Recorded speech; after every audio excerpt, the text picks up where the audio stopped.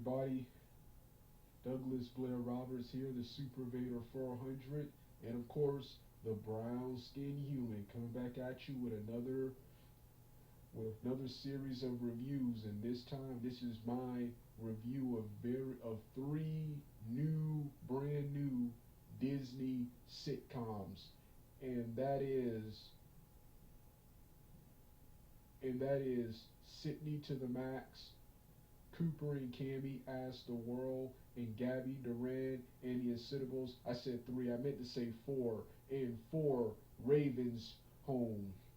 These four sitcoms, these four sitcoms these four sitcoms and the various animated television shows Disney Channel has are making Disney Channel real exciting again. Disney Channel in the late 2010s is way better than it was in that god awful 2011 2000 through 2016 era, and it's all thanks to shows like Ravens Home and Andy Mack. Ravens Home still continues to this day.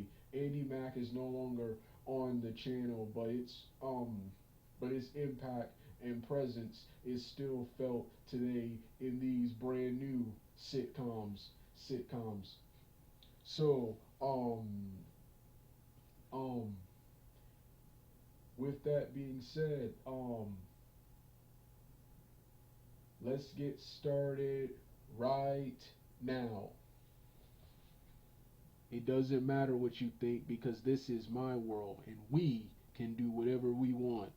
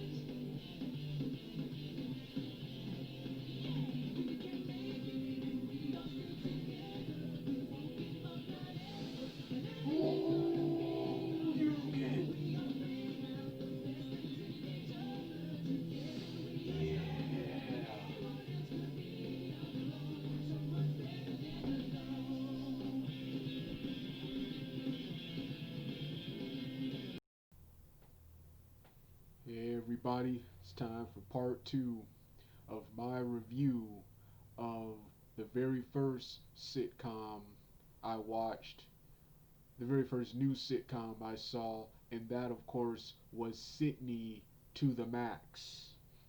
Sydney to the Max, like I said in part one, Sydney to the Max is one of the greatest modern sitcoms of all time. Like I said in part one, Sydney to the Max, Cooper and Cammy, Gabby Duran and the Incitables, and Ravens Home, and the various cartoons Disney Channel has right now are making Disney fun and awesome again.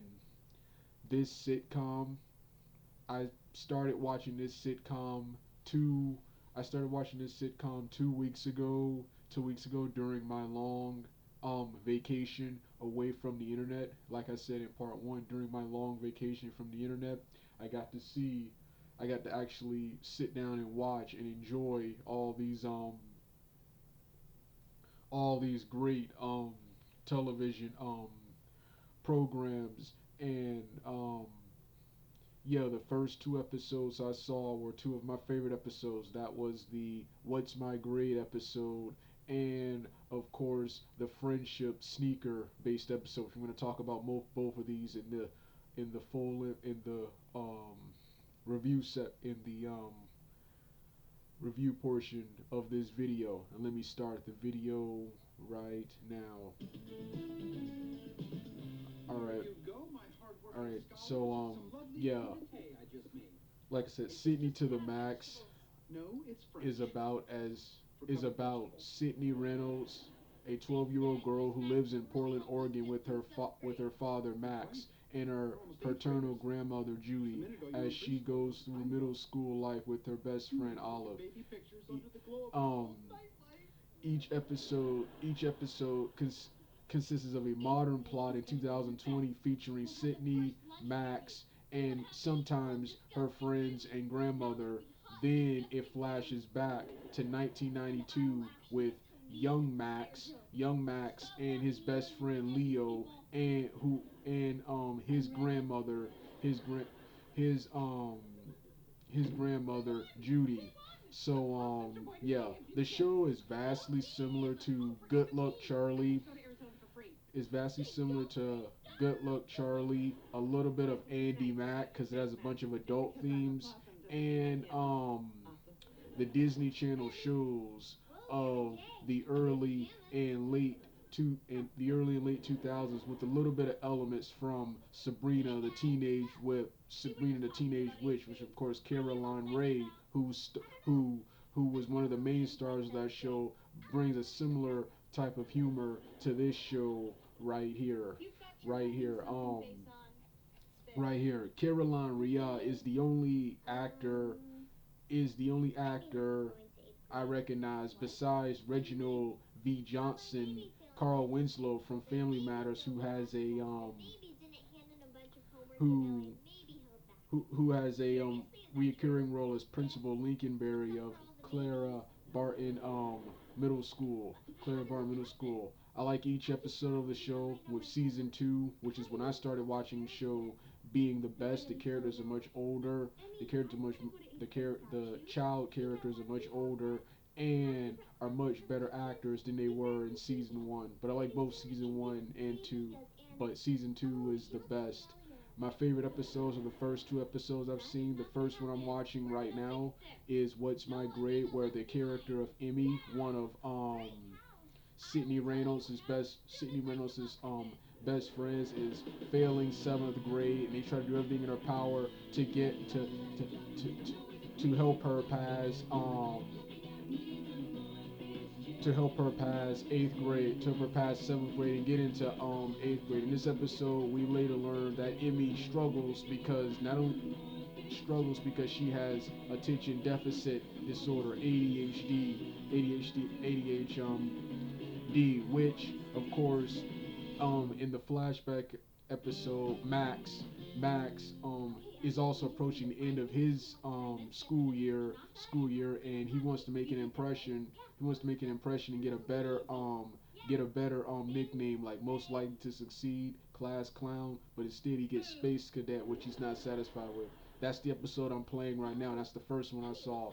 The second the second episode I saw was the best friend episodes, where Sophia and Emmy stopped being friends after it was turned out that that that that Emmy did not attend a special event from Sophia, so they decide to end the friendship at Sydney's sleepover, and Olive Olive Olive Sydney's first best friend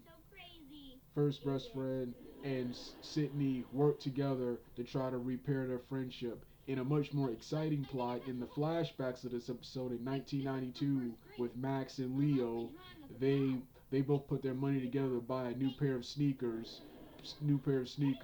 but Max ruins the sneakers by getting gum on them by skateboarding with them. So Leo tries to protect the investment by preventing Max from ever wearing them again. And Max steals them anyway. And Leo goes to Max's house to pick him up. Max tries to hide him by putting him in the microwave, and the microwave ruins the sneakers, melts and ruins the sneakers. Leo tries to fix the sneakers, but they realize that the sneakers got in the way of their friendship, and decide to never let personal objects come into their friendship, come between them again, and then comically throw the sneakers out. My other favorite episode actually took place in season one. This is the first season one episode I saw where Sydney and Olive sneak out to a rock star concert without an adult. without an adult against Sydney's dad against Max's permission against their phones mixed up with the pizza guy and Max and Max tracks Sydney to the theater, finds her to the theater, doesn't find finds her and and in the end instead of grounding her punishes her by going back to the concert with them with them embarrassing Sydney and Olive. The whole episode was just hilarious. And then you got other favorite episodes of mine. The two fencing based episodes. The two fencing based episodes. Oh yes, the rap, the singing and oh yeah, the club episode where I keep forgetting what the main plot was, but in the flashback plot, the 1992 plot, Leo and Max have to come up with a have to come up with an after school activity or they'll be in detention for all school year. So they decide to come up with their own rap group and start busting, whacking terrible rhymes on each other. The whole episode's just hilarious. The whole show is is is hilarious. Some of the jokes are some of the jokes fall flat and are just over the top, and sometimes they do try to hard to be funny, but the actors are great. The comedy and the timing is great. And another thing I like about this show in comparison to other Disney shows is how normal and average the superstar actors on this show look look in comparison to other Disney shows where all of the actors are like princesses and princesses. Here they actually look like ordinary they look like ordinary people. That's one of the things that stood out about this show, how realistic this one is in comparison to all of the other sitcoms, Disney Channel sitcoms and shows and I love the adult themes, including another favorite episode of mine when Sydney had her first period. Then I love the awesome rock and roll intro theme performed by Rudy Rai, the main actress, and Dan Culkin, which is called "Stay the Same." That's also the outro for the song. The only things the only thing I do not like about this show is this show premiered at a bad time to like Disney Channel. See, like I said in my Disney Channel review and rant series, or in my yeah in my Disney Channel review and rant series, the 2011-2016 era of Disney Channel was some of the worst Disney has ever been, and because of that, Disney's ratings ratings are like extremely low. Sydney to the Max is one of their brand new shows, but it's barely featured on the channel. It's barely featured on the channel. Instead, reruns of Jesse and reruns and premieres of Bumped are featured over this awesome show right here. And that's because it came at a bad time. And its ratings, I'm looking at them on Wikipedia. Its ratings are terrible. They're in the 0 points, 0 points. They can't even get a one. They can't even get a one. But just like the other two sitcoms, City to the Max is an awesome show to watch. I hope it sticks around for a long time, especially when one of my favorite modern sitcoms, and that's Fuller House, coming to an end. This is these new sitcoms are are my hope for a better Disney Channel. And like I said, with shows like City to the Max, Disney Channel is such a better channel. Well, I've said all I want to say about it. This was just a short review of this awesome show. My video review will be much longer and much more in depth. I will also do episode reviews. So with that being said, I'm finished. You don't want to hear the rest of the music. Turn the video off right now.